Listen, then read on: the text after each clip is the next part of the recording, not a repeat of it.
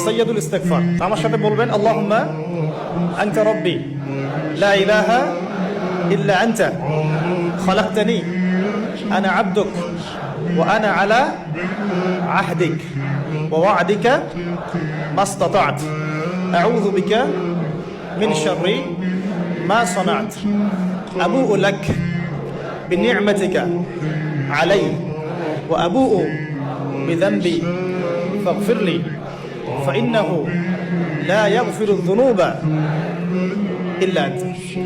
এই যে দোয়াটা আপনি করলেন, নবী সাল্লাল্লাহু আলাইহি ওয়াসাল্লাম বলেছেন যে এই দোয়া পড়ার পরে যদি কেউ সকালে পড়ে রাত্রের আগে মারা যায়, জান্নাতে চলে যাবে। রাতে পড়ে সকালের আগে ইন্তেকাল করলে জান্নাতে চলে যাবে।